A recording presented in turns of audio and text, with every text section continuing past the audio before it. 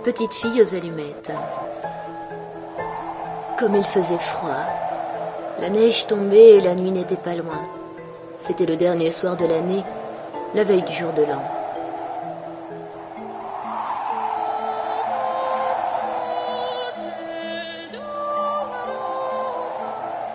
Au milieu de ce froid et de cette obscurité, une pauvre petite fille passa dans la rue, la tête et les pieds nus.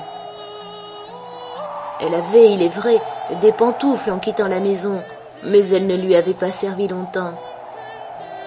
C'étaient de grandes pantoufles que sa mère avait déjà usées, si grandes que la petite les perdait en se pressant de traverser la rue entre deux voitures. L'une fut réellement perdue. Quant à l'autre, un gamin l'emporta avec l'intention d'en faire un berceau pour son petit enfant quand le ciel lui en donnerait un.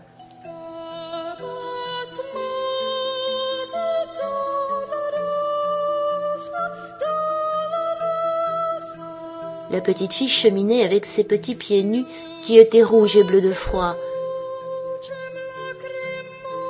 Elle avait dans son vieux tablier une grande quantité d'allumettes et elle portait à la main un paquet.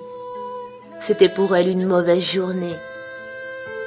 Pas d'acheteur, donc pas le moindre sou. Elle avait bien faim et bien froid, bien misérable mine. Pauvre petite. Les flocons de neige tombaient dans ses longs cheveux blonds si gentiment bouclés autour de son cou. Mais songeait-elle seulement à ses cheveux bouclés? Les lumières brillaient aux fenêtres, les filets des rôtis s'exhalaient dans la rue. C'était la veille du jour de l'an. Voilà à quoi elle songeait. Elle s'assit et s'affaissa sur elle-même dans un coin entre deux maisons. Le froid la saisit de plus en plus, mais elle n'osait pas retourner chez elle. Elle rapportait ses allumettes et pas la plus petite pièce de monnaie. Son père la battrait, et du reste chez elle, est-ce qu'il ne faisait pas froid aussi? Il logeait sous le toit et le vent soufflait au travers, quoique les plus grandes fentes eussent été bouchées avec de la paille et des chiffons. Ses petites mains étaient presque mortes de froid. Hélas, qu'une petite allumette leur ferait du bien. Si elle osait en tirer une seule du paquet, la frotter sur le mur et réchauffer ses doigts. Elle en tira une. Comme elle éclata, comme elle brûla, c'était une flamme chaude et claire comme une petite chandelle quand elle la couvrit de sa main. Quelle lumière bizarre! Il semblait à la petite fille qu'elle était assise devant un grand poêle de fer orné de boules et surmonté d'un couvercle en cuivre luisant. Le feu y brûlait si magnifique, il chauffait si bien. Mais qu'y a-t-il donc? La petite étendait déjà ses pieds pour les chauffer aussi. La flamme s'éteignit, le poêle disparut. Elle était assise, un petit bout de l'allumette brûlée à la main.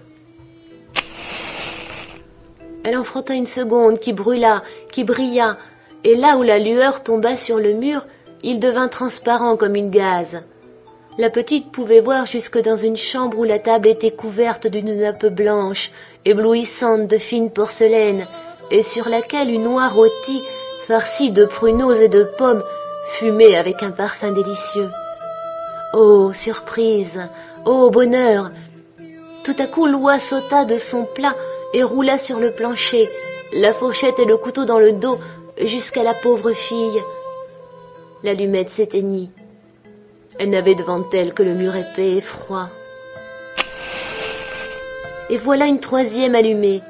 Aussitôt, elle se vit assise sous un magnifique arbre de Noël. Il était plus riche et plus grand encore que celui qu'elle avait vu à la Noël dernière à travers la porte vitrée chez le riche marchand. 1000 chandelles brûlaient sur les branches vertes et des images de toutes couleurs comme celles qui ornent les fenêtres des magasins semblaient lui sourire. La petite éleva les deux mains, l'allumette s'éteignit.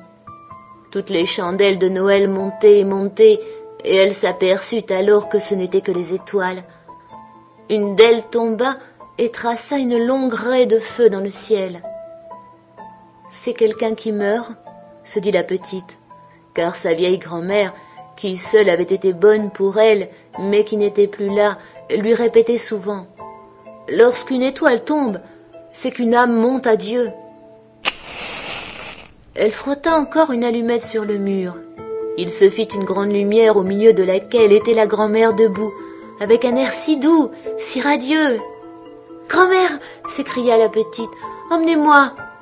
Lorsque l'allumette s'éteindra, je sais que tu n'y seras plus. Tu disparaîtras comme le poêle de fer, comme l'oie rôtie, comme le bel arbre de Noël.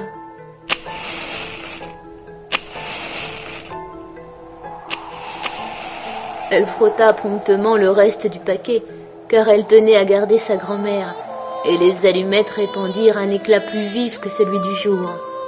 Jamais la grand-mère n'avait été si grande ni si belle. Elle prit la petite fille sur son bras, et toutes les deux s'envolèrent joyeuses au milieu de ce rayonnement si haut, qu'il n'y avait plus ni froid, ni faim, ni angoisse. Elles étaient chez Dieu. Mais dans le coin, entre deux maisons, était assise quand vint la froide matinée, la petite fille, les joues toutes rouges, le sourire sur la bouche, morte, morte de froid, le dernier soir de l'année.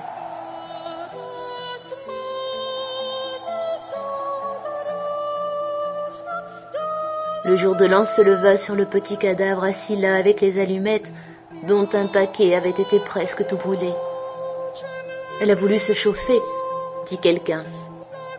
Tout le monde ignora les belles choses qu'elle avait vues, et au milieu de quelle splendeur elle était entrée avec sa vieille grand-mère dans la nouvelle année.